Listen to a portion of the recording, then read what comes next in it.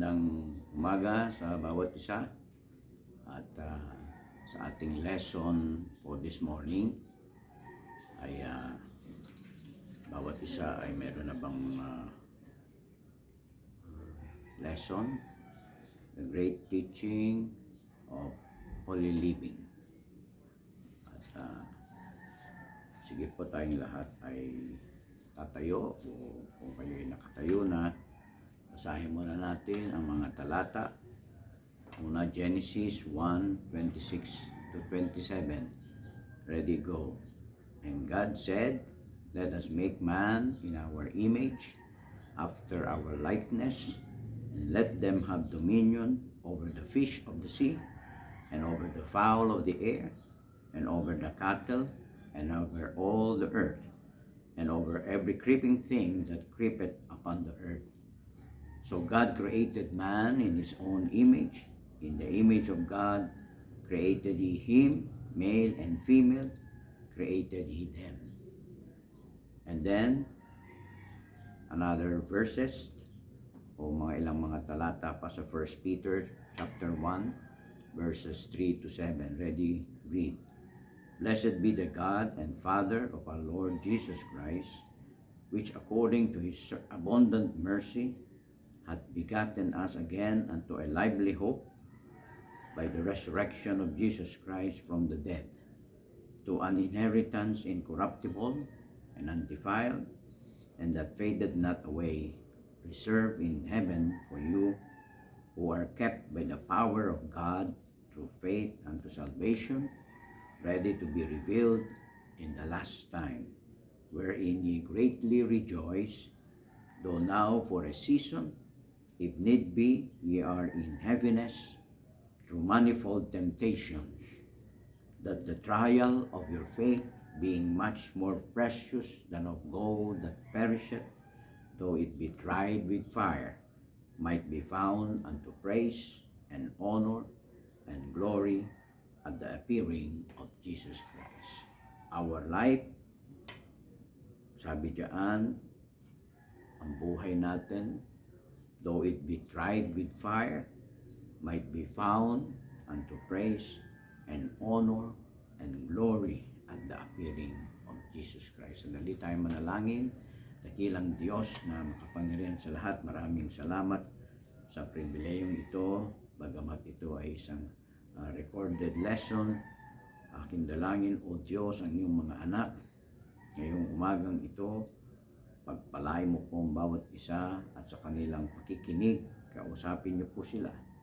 Lalo na, O Diyos, itong inyong dakilang aral patungkol sa buhay na hiwalay sa anumang mga gawa ng kaaway, hiwalay sa uso ng mundong ito, kundi ang pamantayan ay ang inyong mga salita. Tulungan niyo po ang bawat isa, maging sa akin ding pagtuturo.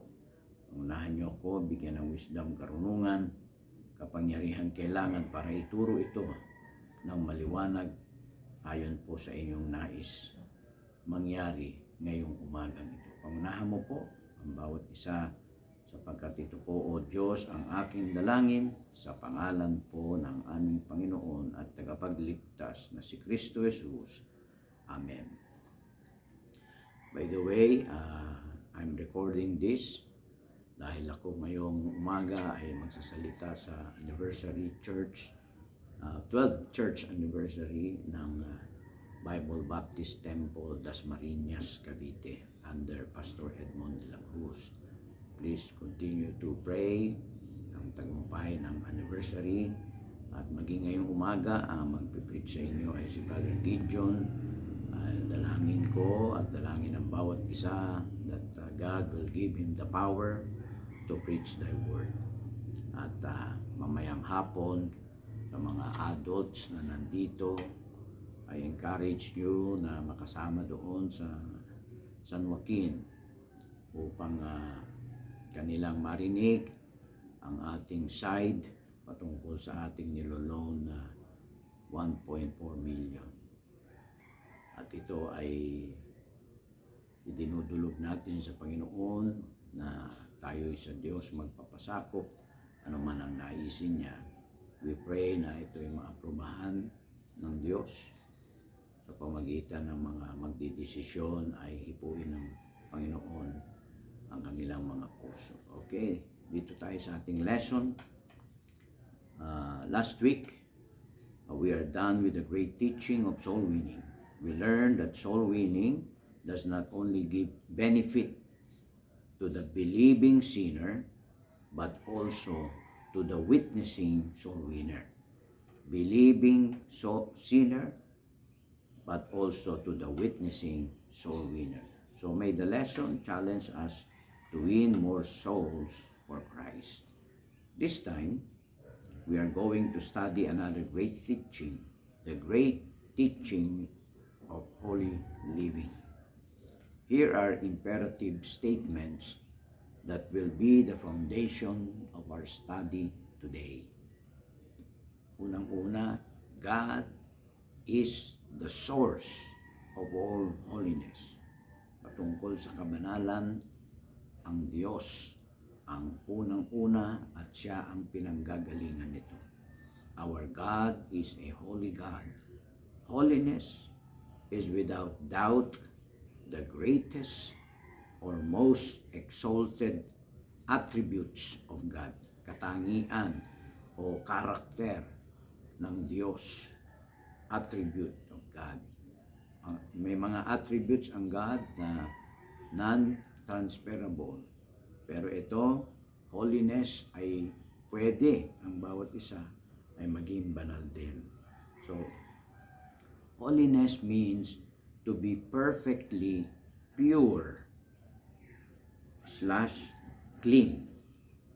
Pure or clean. It also means to be infinitely set apart from all uncleanness and to be infinitely perfect in all things. There is only one person in this world that is perfectly holy, and that is God. That is God. Holiness is found in the triune God.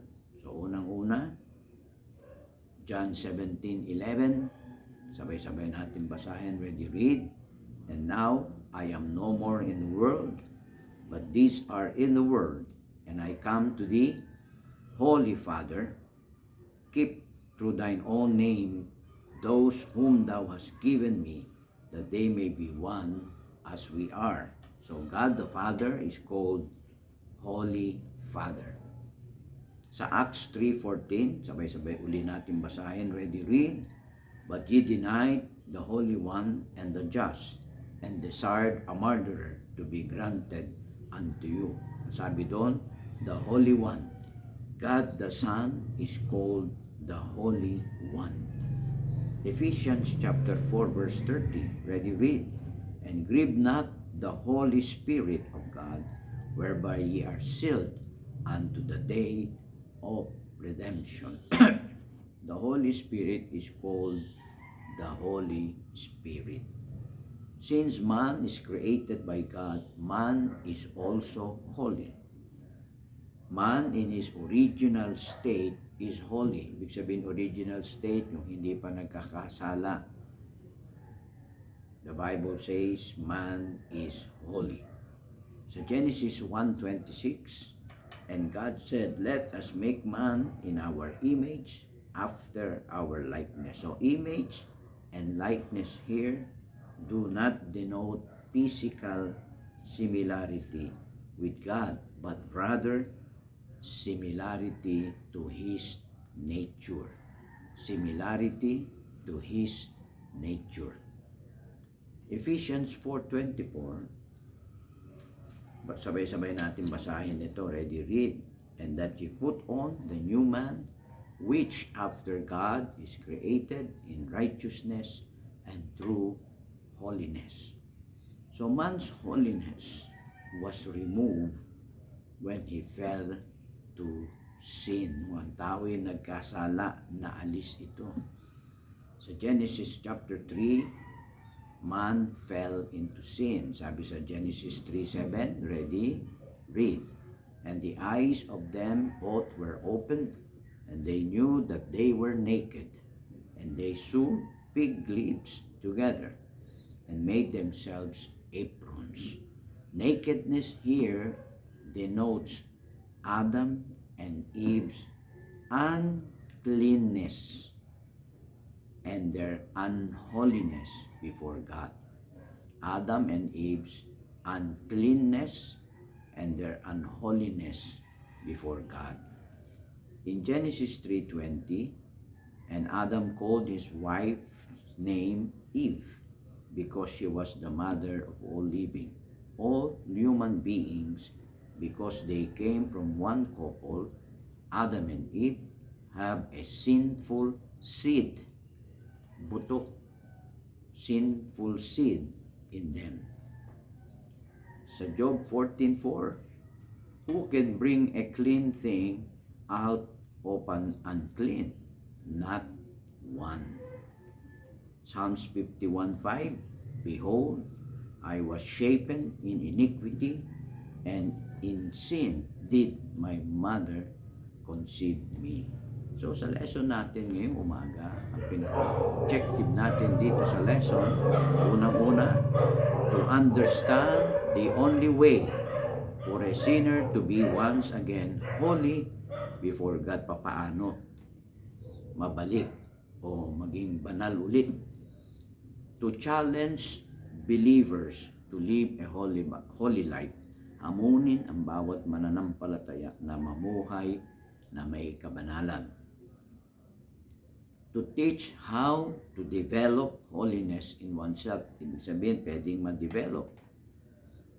And then, number 4, to value, pahalagahan.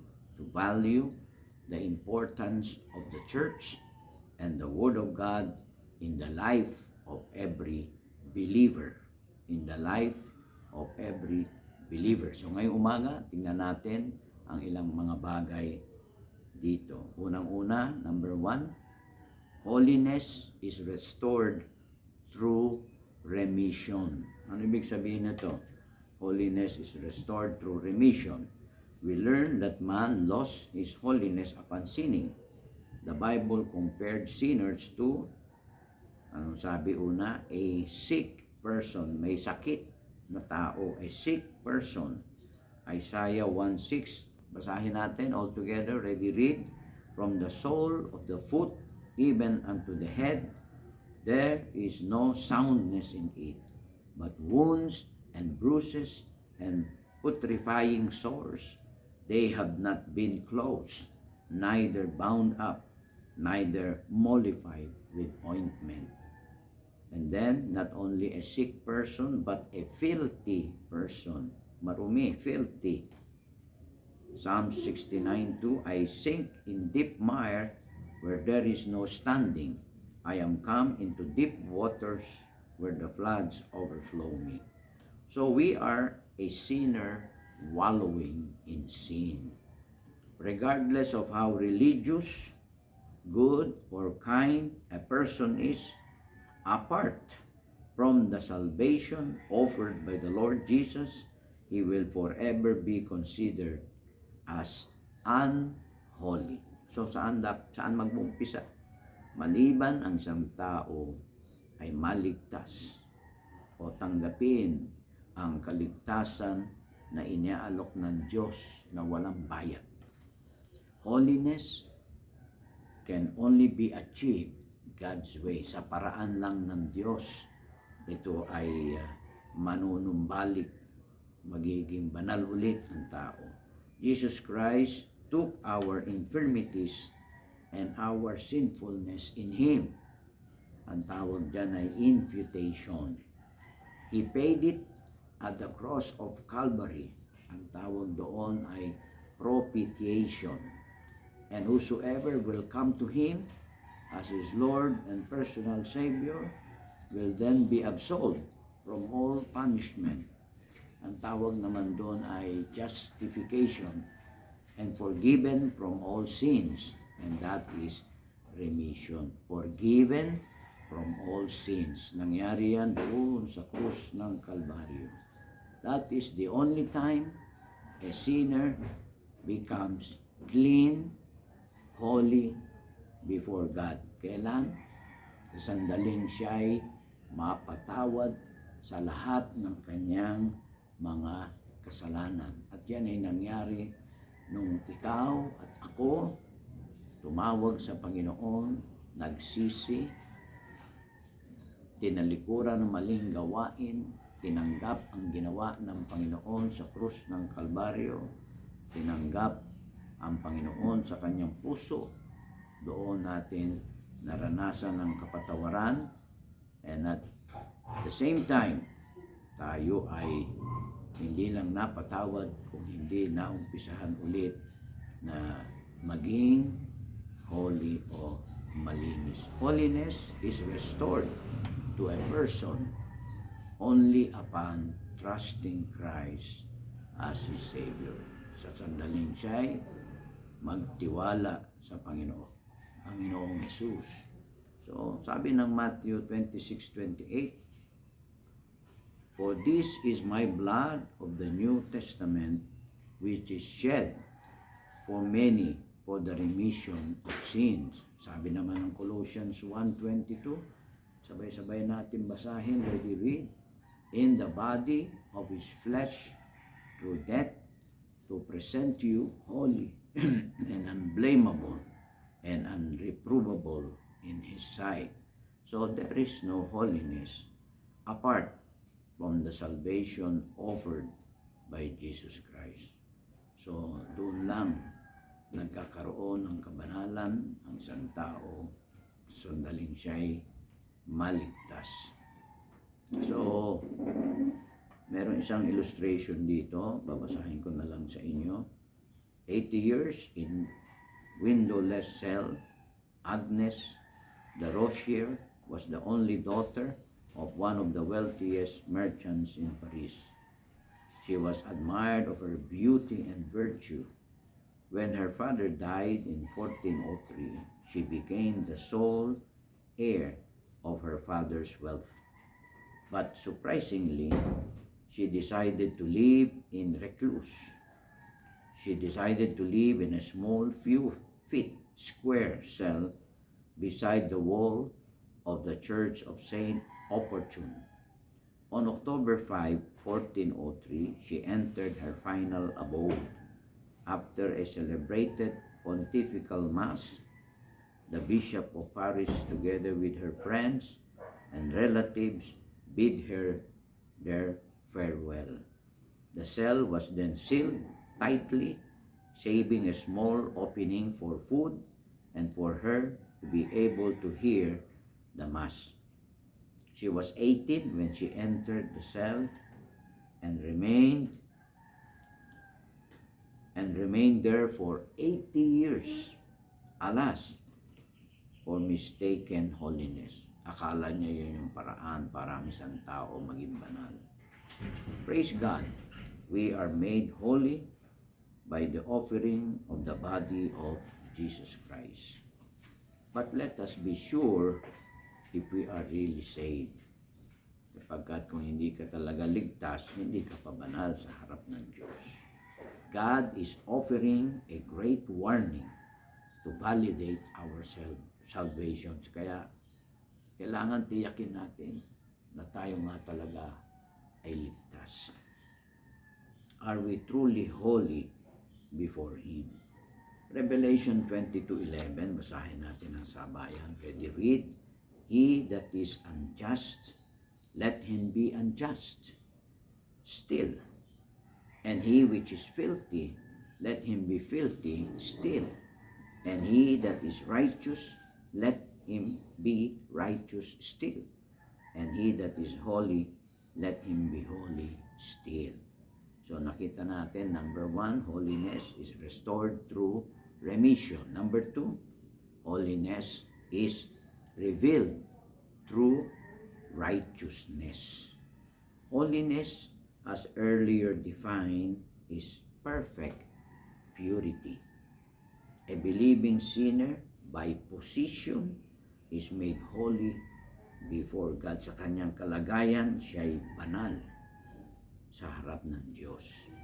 But holiness is within, nasa loob, within. And it is God's desire as revealed in the scripture that this holiness must be revealed without kailangan makita sa buhay natin. 1 Peter 1:15, basahin natin where we read, "But as he which hath called you is holy, so be ye holy in all manner of conversation." Another verse, Matthew 5:16, maraming may alam sa atin dito. Ready, read. "Let your light so shine before men, that they may see your good works and glorify your Father which is in heaven." When this holiness is transferred, without it is called righteousness. Pag nakita na sa labas, nakita na sa buhay natin, it is called righteousness. There are various verses in the scripture that entails both righteousness and holiness. Ephesians 4:24, ready, read. "And that ye put on the new man, which after God is created in righteousness and true holiness." Sa Luke chapter 1, verse 74-75, basahin natin all together. "That he would grant unto us that we, being delivered out of the hand of our enemies, might serve him without fear, in holiness and righteousness before him all the days of our life."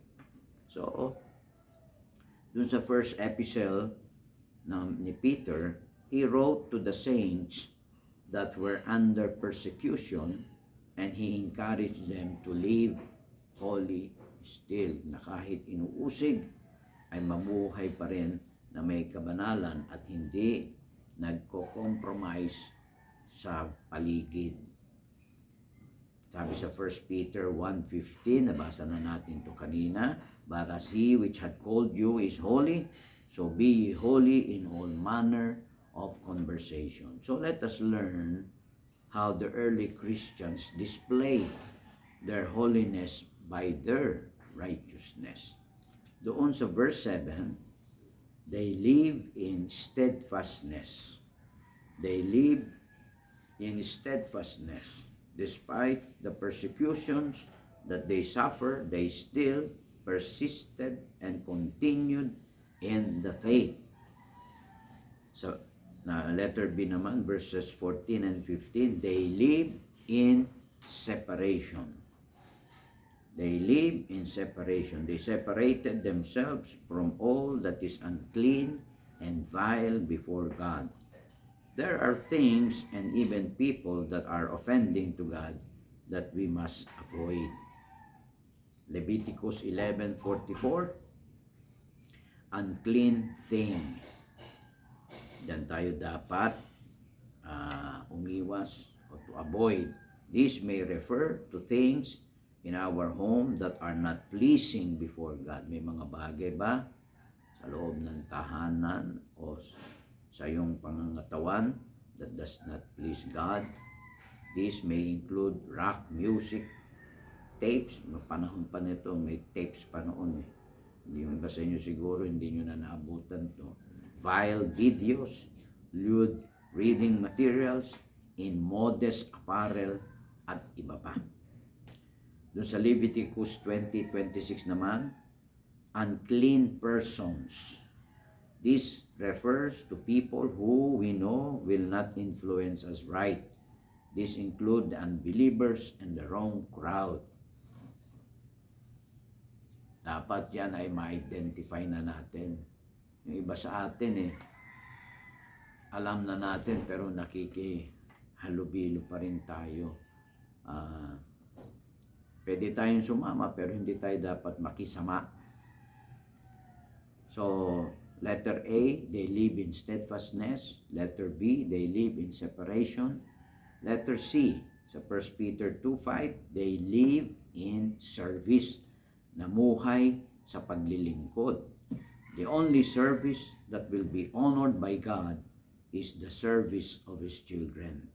Even in the Old Testament, not everyone could minister in the tabernacle.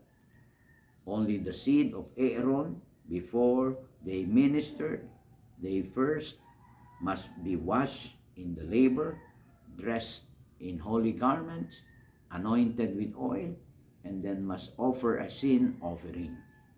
Now, we are no longer required to make such rituals before we can serve God. The only thing that God is concerned about is that if we are holy. No, maraming mga rikititos ginagawa doon sa Old Testament, pero ngayon ay wala nang ganon. Inalis na yon ng Panginoon. Sa Romans 12:1 ang sabi ng Bible, sabay-sabay natin basahin. Ready, read. I beseech you, therefore, brethren, by the mercies of God, that ye present your bodies a living sacrifice, holy, acceptable unto God, which is your reasonable service. Walang tawad.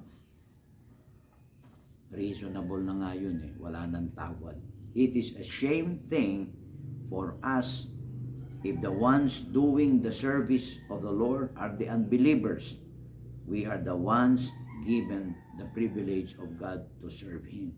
Totoo, nakakahiya sa Panginoon yung mga, kung meron pang mga unbelievers, sila pa yung pag tinignan mo parang mga banal talaga, imbis na yung mga mananampalataya. So meron isang illustration again about the violin unused, na hindi nagamit na violin.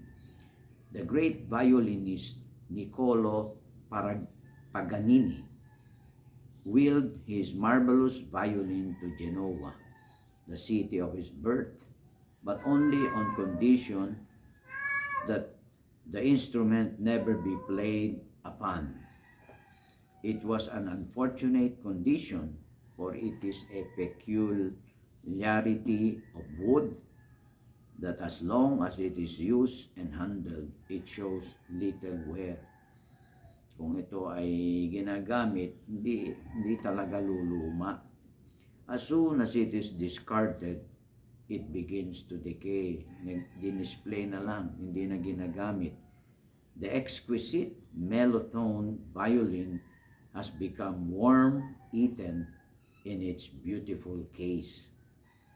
Valueless, walang halaga except as a relic. The moldering instrument is a reminder that a life withdrawn from all service to others loses its meaning. Ating tandaan, ang paglilingkod natin ay para sa ibang tao, hindi para sa ating sarili. Yung ginagawa natin ngayon, actually para sa ating sarili. Pero paglabas dito, dapat para sa ibang tao. Kasi bakit para sa ating sarili dito? Kasi ini-equip natin yung sarili natin. Pero lahat ng mga natatanggap nating aral, kaalaman, principle, ano man yan, para tumibay tayo, lalabas dapat yan. I-share natin sa ibang tao. So, we are like this beautiful violin. We are designed to work. But when our purpose is not met, then we start to decay. Pag hindi na nangyayari sa buhay ng bawat isa sa atin yung disenyo ng Diyos, wala, tayo ay start to decay. Nawawalan ng saysay yung isang buhay na iniligtas ng Panginoon, ang banal na espiritu nanahan sa Kanya, at pagkatapos standby lang on the sideline, bench warmer, walang ginagawa para sa Panginoon. Nawawala yung disenyo ng Diyos para sa atin. And then letter D, sa 1 Peter 1:22, they live in serenity. Serenity. The early Christians were in harmony and at peace with everybody. Christians should be the kindest, most generous, polite, and helping people in the neighborhood. Huwag tayong laging nakatingin sa ating sarili, sa ating maliit na paligid. Tumingin tayo sa iba. Tingnan natin pangangailangan ng ibang tao, lalo na ang kaligtasan na kailangan nila.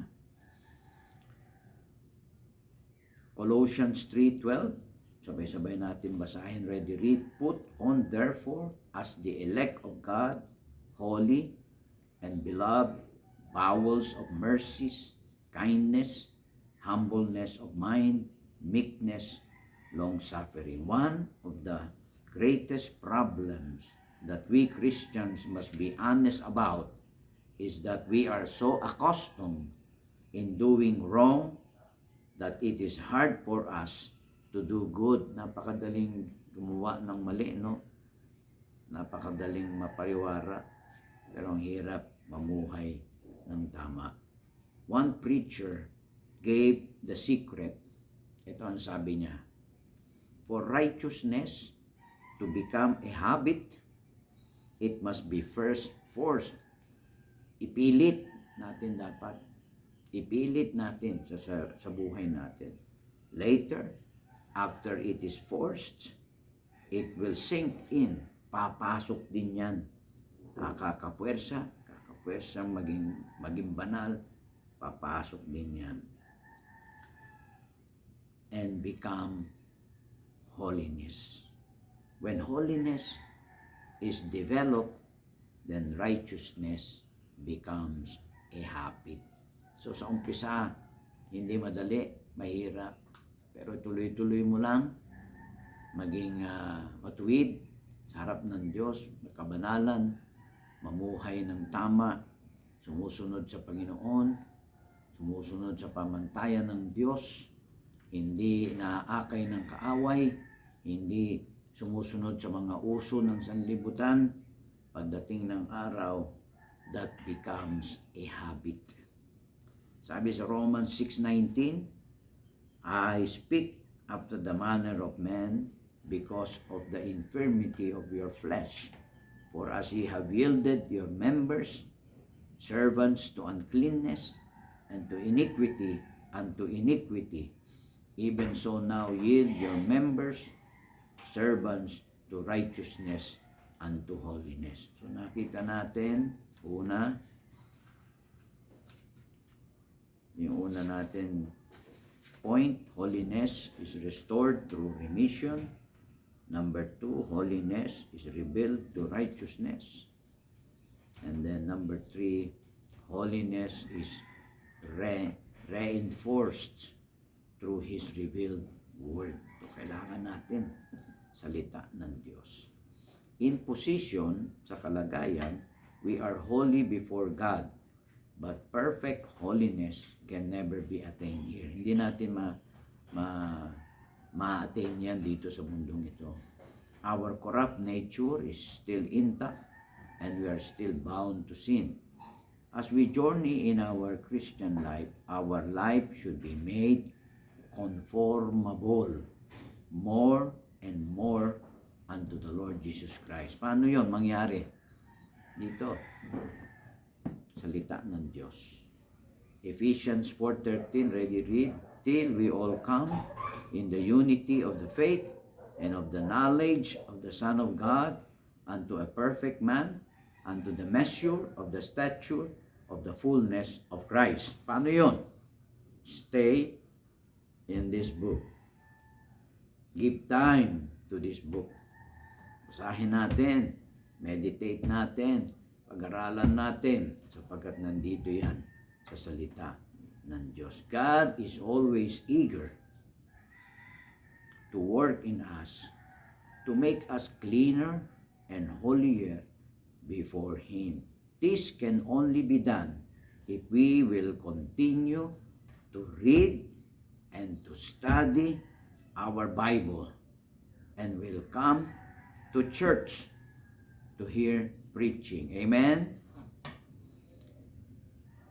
Psalms 119 verse 9, basahin natin ng sabay-sabay na malakas. Ready, read. Wherewithal shall a young man cleanse his way? By taking heed thereto according to thy word. Paano daw ang tao malilinis ang kanyang buhay?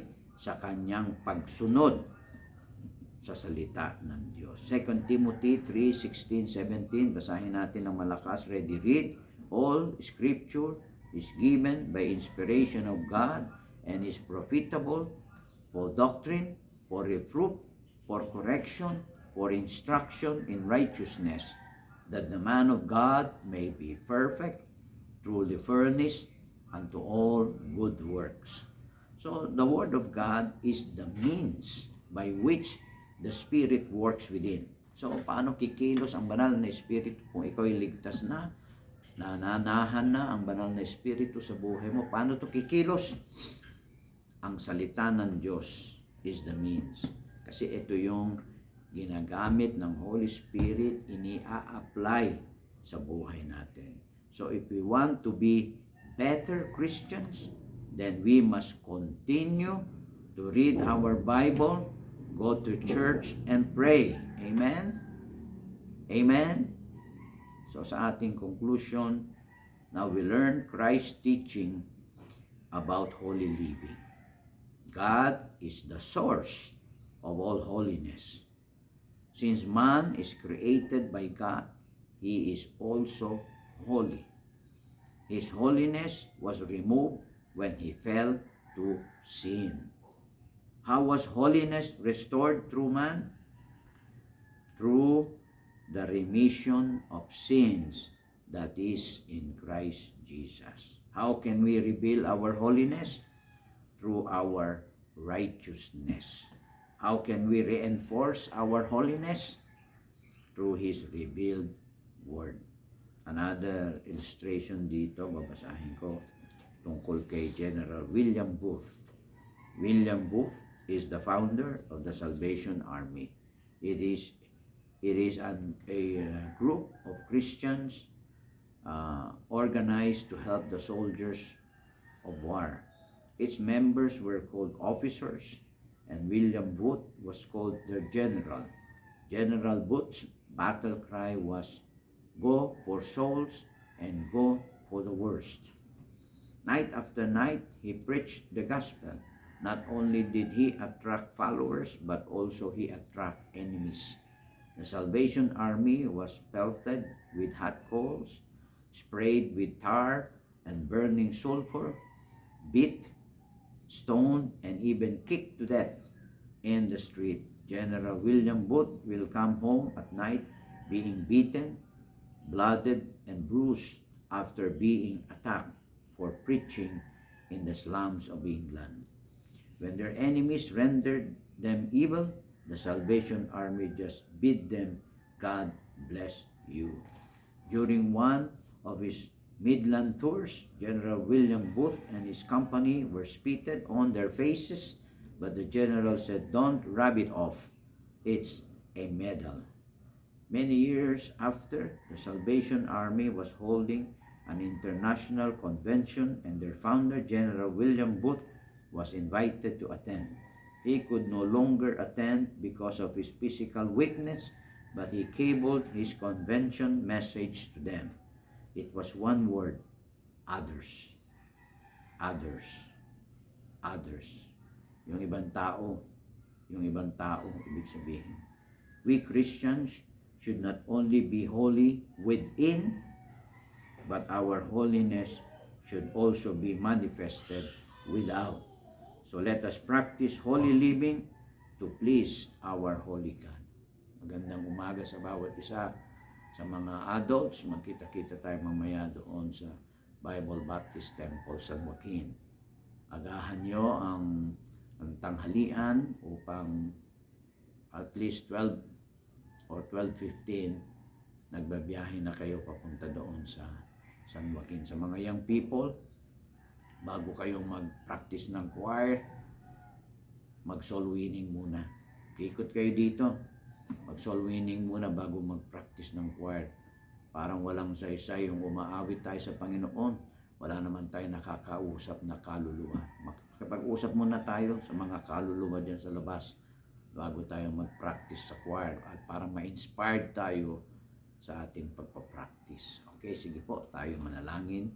Dakilang Diyos na makapangyarihan sa lahat, maraming salamat bagamat ito ay recorded lesson, but Lord, I pray, gamitin niyo to sa buhay ng iyong mga anak, bawat isa na nandito ngayong umagang ito. Sa iyo, O Diyos, lahat ang papuri, pasasalamat. Ito po, O Diyos, ang aming dalangin, maging ang handa mo ang bawat isa sa ikalawang bahagi ng pagsamba. Tulungan at bigyan niyo ng wisdom, karunungan, kapangyarihan kailangan si Brother Gideon sa kanyang pangangaral ng iyong mga salita. Ito aming dalangin sa pangalan po ng aming Panginoon at tagapagligtas na si Kristo Jesus. Amen. God bless you.